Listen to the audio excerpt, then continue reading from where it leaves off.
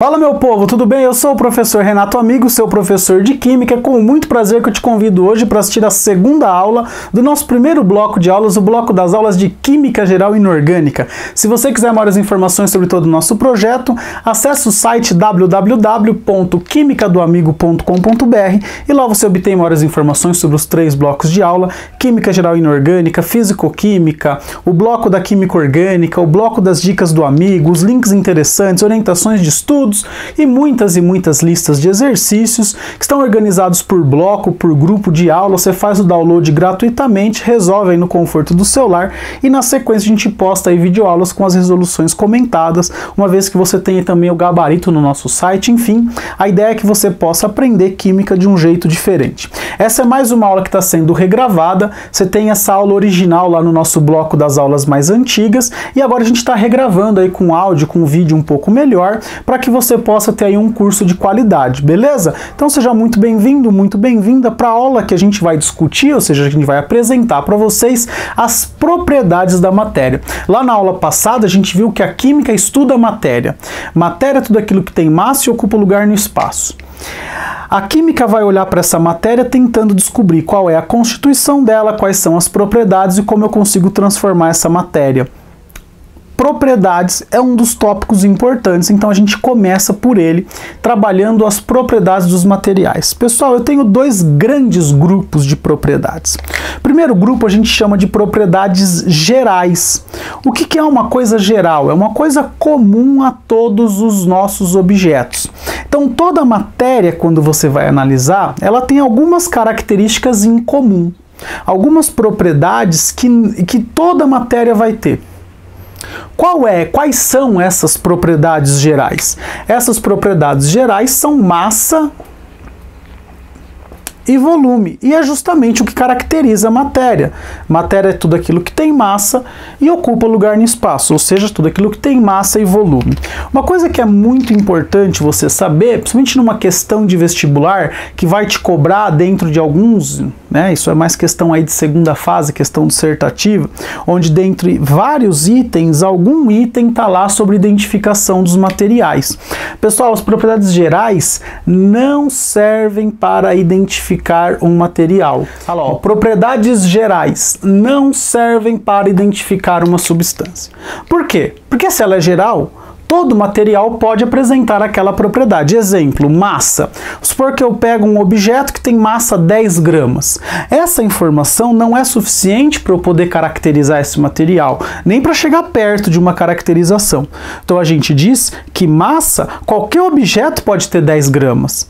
Pode ser água, álcool, gasolina, óleo, qualquer outro solvente, todos eles eu posso pesar 10 gramas. Qualquer gás eu posso pesar 10 gramas de gás. Sólido então nem se fala, qualquer material pode apresentar 10 gramas. Outra propriedade que não serve é o volume, tipo, uma garrafinha lá tem 300 ml, então eu já sei o que é. Não tem lógica isso. Então, saber apenas o volume também não vai te adiantar para caracterizar, nem para chegar perto da caracterização de uma substância. Beleza? Mas então por que falar dessas propriedades? Ora, porque elas são muito importantes. A gente vai trabalhar o tempo inteiro com massa e volume. Inclusive, a relação entre massa e volume é uma propriedade específica. Por isso que é importante a gente trabalhar com elas. E a gente dá um destaque especial aqui na massa e no volume por conta das conversões de unidades, né? A galera tem muito problema com conversão de unidades. O exercício te dá uma massa, por exemplo, em gramas e te pede uma resposta em miligramas, ou ele dá um dado em quilogramas e pede para que você use na resposta essa unidade em miligramas. Então normalmente a gente tem muita dificuldade em fazer essas conversões. Então a gente vai pegar aí massa e volume e vai trabalhar um pouquinho com essas conversões, tentando dar algumas ideias aí para vocês. Vamos lá. A unidade do Sistema Internacional de Massa é o quilograma. Só que a gente na química vai usar muitas vezes o grama, então a gente usa muito grama. Grama simbolizado pela letra G. A gente tem o quilograma e a gente tem ainda o miligrama, né? Basicamente são com essas três grandezas aí que a gente vai trabalhar. Pessoal, de cara, o que tem em comum esses três símbolos de unidades que eu usei? Ah, o Gzinho, né? O gramas. Então, isso que vem antes do grama aqui, ó, esse mili e esse quilo, né, eles podem ser substituídos por números, por potências na base 10. Sempre que você vê miligramas, mili qualquer coisa, você vai substituir por 10 elevado a menos 3. Miligramas, portanto, é 10 elevado a menos 3 gramas. E quilograma? Quilograma é 10 elevado a terceira gramas. Você sabe que em 1 grama você tem, em 1 quilograma você tem 1000 gramas. Então você tem 10 a terceira gramas.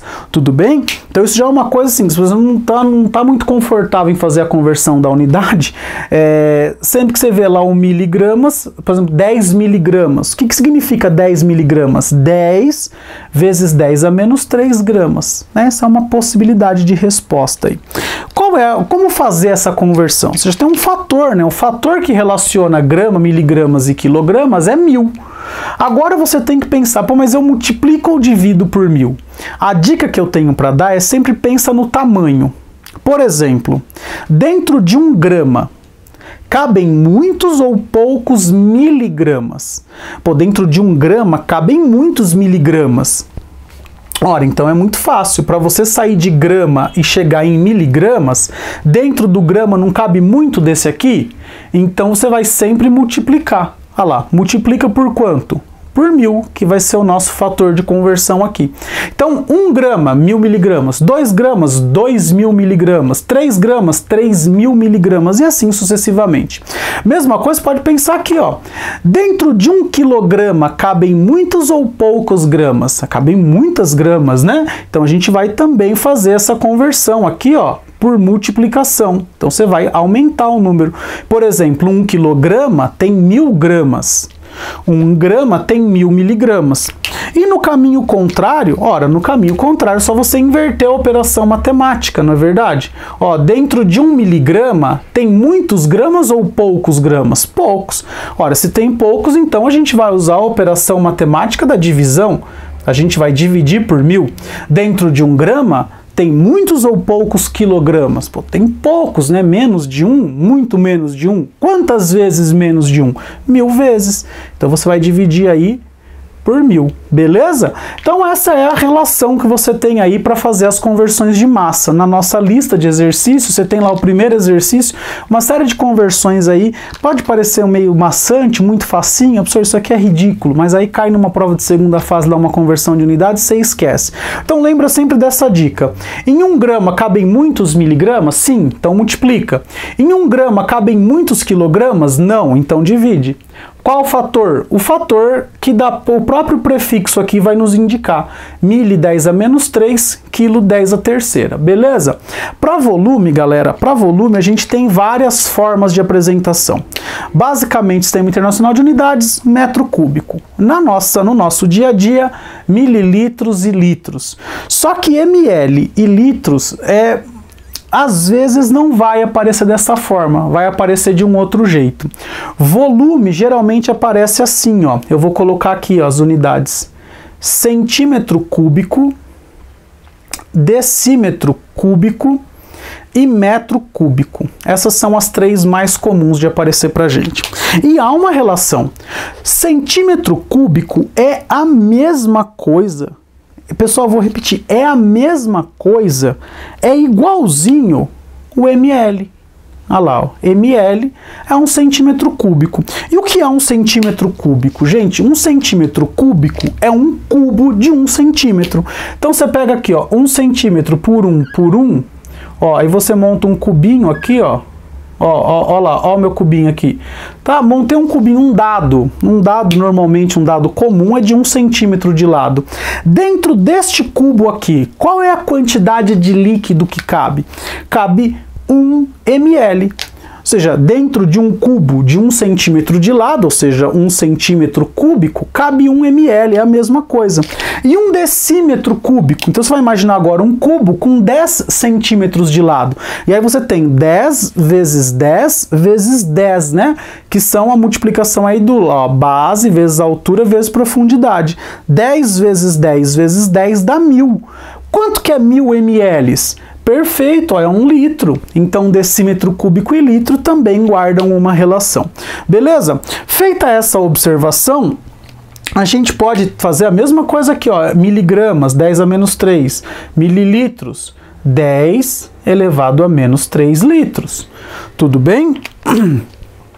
Entre mililitros e litros é fácil você fazer. Dentro de 1 litro cabem muitos ou poucos mililitros? Poxa, professor, cabem muitos mililitros. Ora, se cabe muito, então a transformação é da base da multiplicação. Aqui, ó, multiplica por 1000, né? Mesma coisa aqui, ó, de litros para ml, você multiplica por 1000.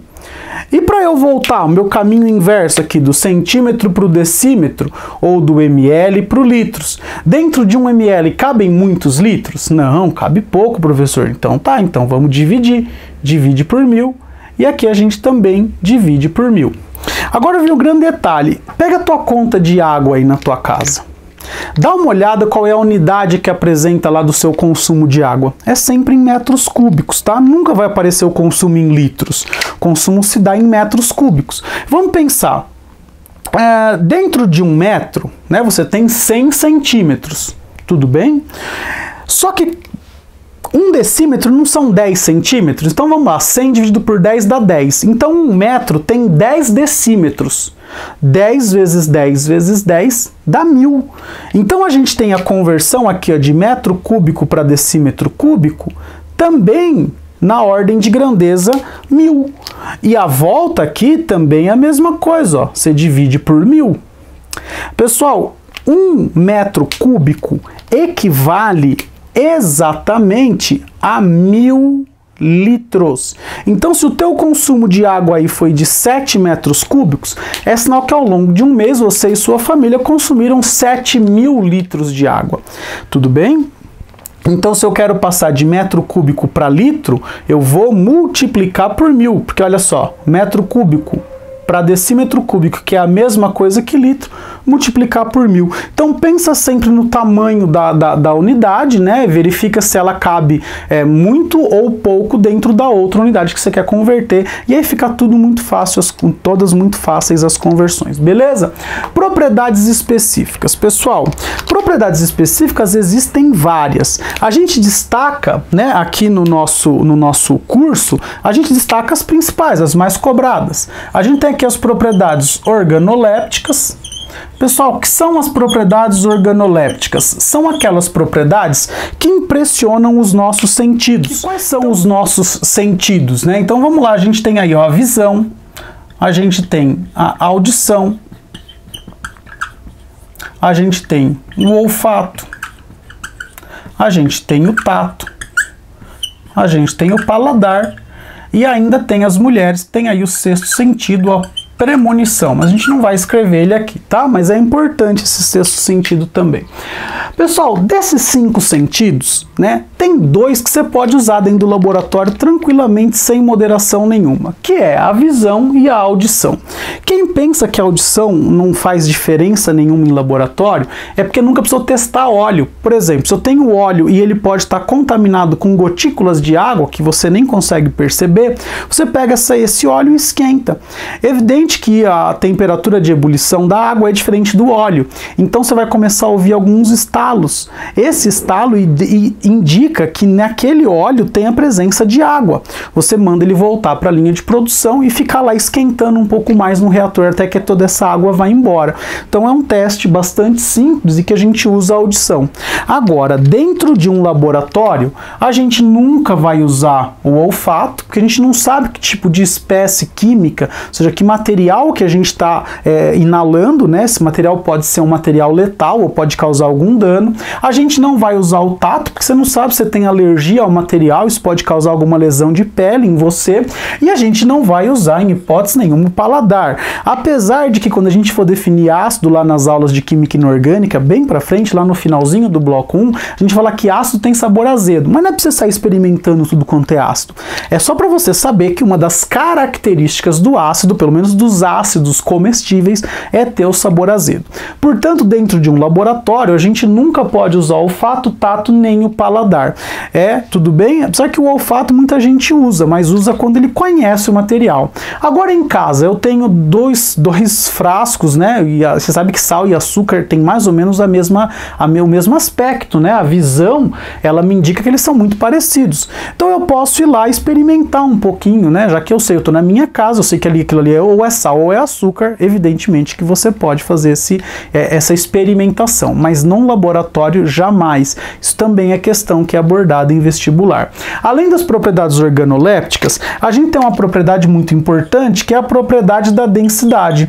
Justamente é a propriedade que vai fazer a relação entre massa e volume. Então a densidade, ela é uma relação entre massa e volume. Na próxima lousa, a gente vai explicar um pouquinho melhor quais são os fatores que influenciam na variação da densidade dos materiais, porque é uma propriedade muito importante para a gente aqui no nosso estudo da química. Uma outra propriedade específica dos materiais é relacionada à solubilidade. Pessoal, solubilidade é o quanto, né? Você tem duas abordagens, né? Primeira, se dissolve, ou seja, se é solúvel, se uma substância mistura com a outra, e se ela mistura, quanto que mistura. Então, solubilidade é importante, é uma propriedade específica. Exemplo, sal e açúcar. O sal e o açúcar, a uma mesma temperatura, apresentam solubilidades em água completamente diferentes. Só para você ter uma ideia, em 100 gramas de água, ou seja, lá um copinho de café, metade de um copinho de café de água, você consegue ter basicamente 36 gramas de sal dissolvidos lá, uma temperatura de 25 graus Celsius. Agora, se você for dissolver o açúcar, você consegue dissolver quase 200 gramas. Isso é uma diferença muito grande. Então, duas substâncias que visualmente são muito parecidas, elas têm solubilidades completamente diferentes em água. Tudo bem? Outra coisa, água e óleo mistura? Não, então não é solúvel. Então você pode tanto abordar o aspecto de ser ou não solúvel, como o aspecto do quanto é solúvel. Outras duas propriedades muito importantes, a gente pode chamar aqui de ponto de fusão, e a gente pode chamar aqui também o ponto de ebulição. Pessoal, essas duas propriedades, elas estão relacionadas com a mudança de estado físico dos materiais. Essas duas propriedades a gente vai abordar na próxima aula, na aula 3, onde a gente fala dos estados físicos da matéria. Na aula 2, a gente vai abordar e aprofundar um pouquinho densidade e solubilidade na próxima lousa. Ainda existem outras propriedades específicas, como dureza, condutividade térmica, condutividade elétrica. Então você tem uma série de outras propriedades, mas as mais importantes são essas. E a principal diferença entre propriedade geral e específica é que a específica serve sim para identificar um material. Enquanto a geral não serve para identificar uma substância, a específica serve, e não é nunca uma propriedade específica só, sempre um conjunto de propriedades específicas, beleza? Agora na próxima lousa eu vou desmembrar um pouquinho densidade e solubilidade. Aguenta a mão um pouquinho aí. Fala galera, voltamos agora para a gente poder falar um pouquinho sobre a densidade e sobre a solubilidade de maneira um pouco mais específica.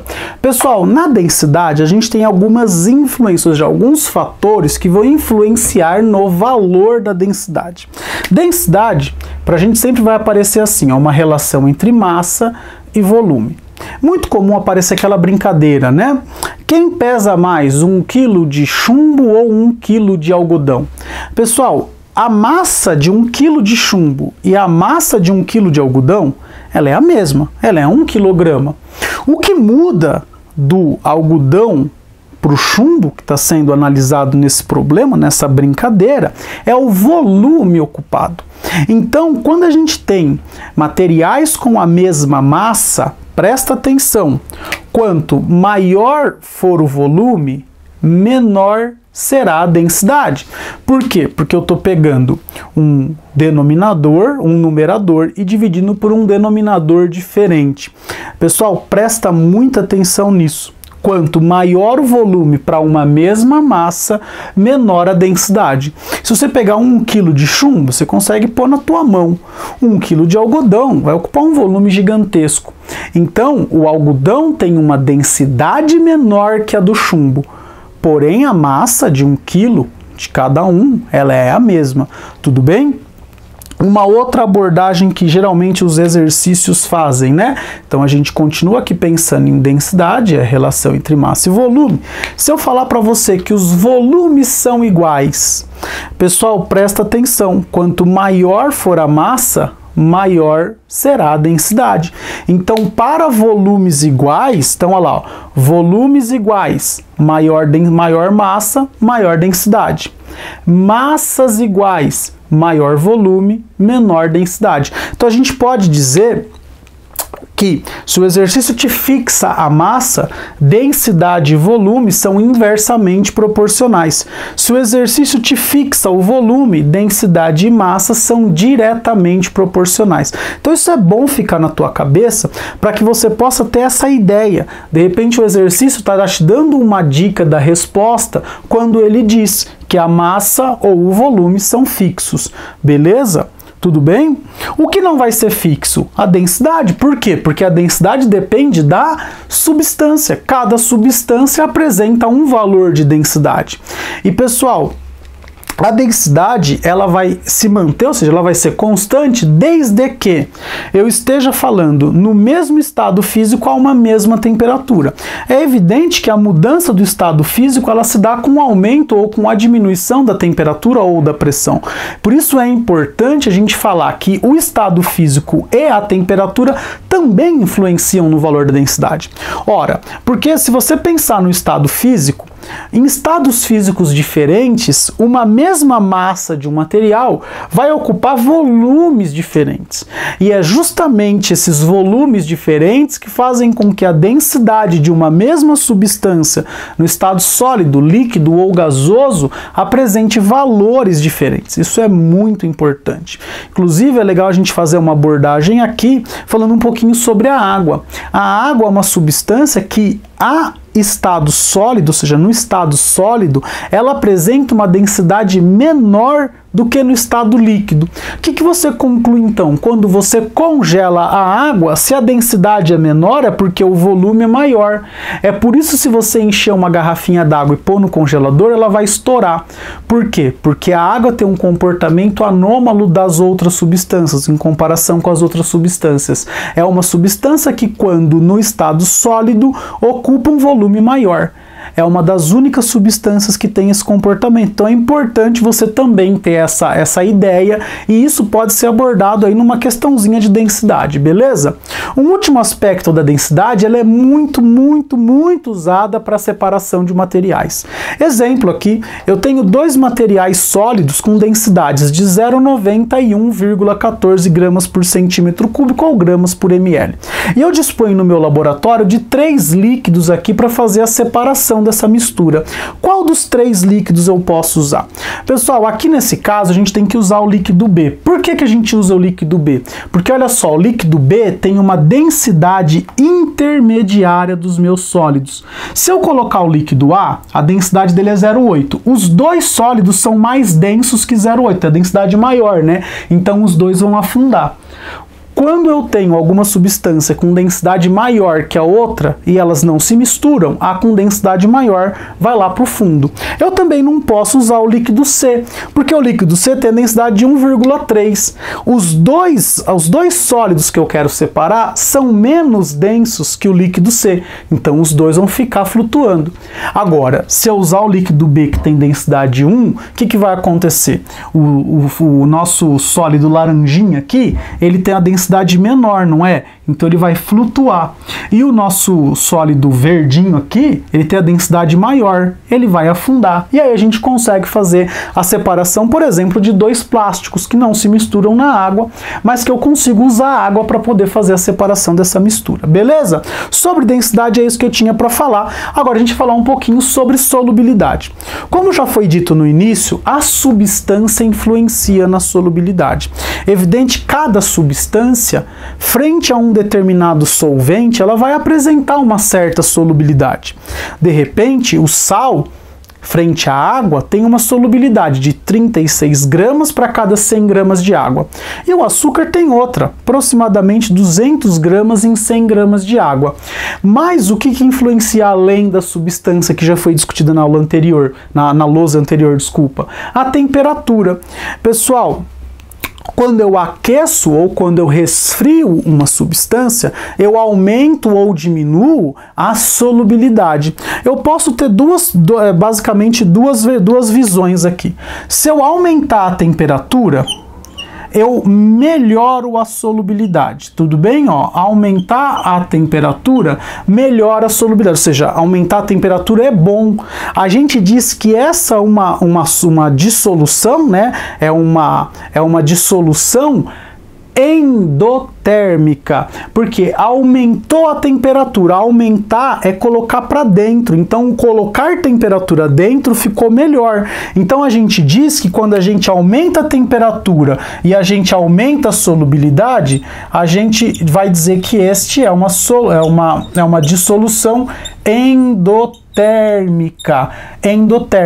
E se eu fosse colocar isso num gráfico, gente, se eu fosse pôr no gráfico aqui, ó, como que seria? Seria mais ou menos assim, né?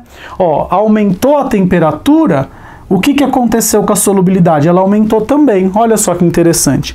Só que existem alguns casos de substâncias que têm a sua dissolução piorada quando eu aumento a temperatura. Então, olha lá, aumentou a temperatura, ela piora a solubilidade. Ora, então eu não posso chamar mais de endotérmica.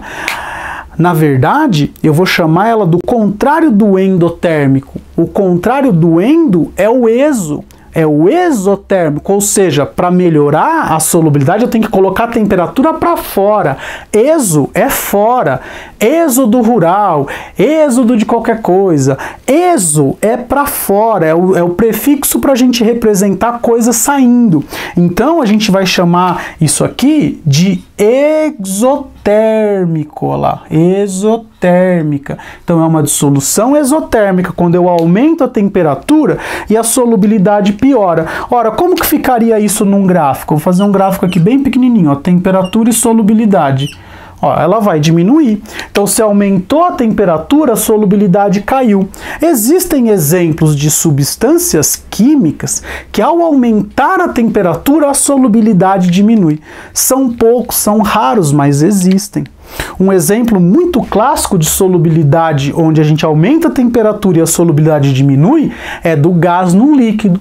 Pega o seu refrigerante, põe na sua boca, não dá vontade de você liberar aquele gás carbônico, porque a temperatura dentro da sua boca ela é muito maior do que lá no seu copinho de refrigerado. Quando você tomou aqui, ó, por quê? Aumentou a temperatura, a solubilidade do gás no refrigerante diminui, então ele tem que escapar. E ele vai escapar por onde? Evidentemente por qualquer orifício aqui, e normalmente a gente faz aquele sonzinho. Então é normal você ter uma erupção, ó, né? Aumenta, diminui a solubilidade, então o gás escapou e aí você deixa ele sair por algum orifício, beleza? Só não pode fazer disso um evento, né? Pessoal, com isso então, a gente finaliza essa nossa primeira aula das propriedades, onde a gente diferenciou o que era a propriedade geral de específica, falamos sobre as conversões de unidades, as propriedades gerais não servem para identificar um material, a gente trabalhou com massa e volume, vimos lá todas as grandezas, como que eu posso transformar um valor no outro. Depois a gente viu as propriedades específicas, organolépticas, não use elas no laboratório, a não ser a visão e a audição. A gente tem a densidade, a gente viu que depende de substâncias, tá? estado físico e temperatura. Quando a massa for a mesma, maior volume, menor densidade. Se o volume é o mesmo, maior a massa, maior a densidade. A gente usa a densidade para separar materiais. A gente falou da solubilidade, que depende da substância, só que depende também da temperatura. Quando o aumento da temperatura melhora a solubilidade, a gente diz que essa é uma dissolução, né? Porque eu estou falando em solubilidade endotérmica. Quando o aumento da temperatura piora a solubilidade, é exotérmica. A gente deu uma ideia para vocês de gráfico e a gente assim finaliza mais uma aula aqui no nosso canal, a aula de número 2 das propriedades dos materiais. Na próxima aula a gente vai falar de outras duas propriedades muito importantes, que também são propriedades específicas, o ponto de fusão e o ponto de ebulição, mas aí a gente vai falar das mudanças de estado físico dos materiais e os diversos estados físicos que nos cercam, beleza? Pessoal, se você gostou, se você chegou até aqui, assistiu a aula até o final, por favor, clique aí no botão curtir, dê uma curtida no nosso vídeo, compartilhe com seus amigos nas suas redes sociais, isso faz com que o canal cresça, com que mais pessoas tenham acesso ao nosso canal, lembrando que é 100% gratuito o curso completo de Química. Se você tem alguma dúvida, sugestão, crítica ou elogio para o nosso canal, deixa um comentário aqui no YouTube ou envie um e-mail para mim no quimicadoamigo@gmail.com, quimicadoamigo@gmail.com. É sempre um prazer receber e responder as suas dúvidas, sugestões, elogios ou críticas ao nosso canal. Beleza? Pessoal, então é isso que eu tinha para dizer. Foi um imenso prazer ter você por aqui e eu digo beijo, tchau.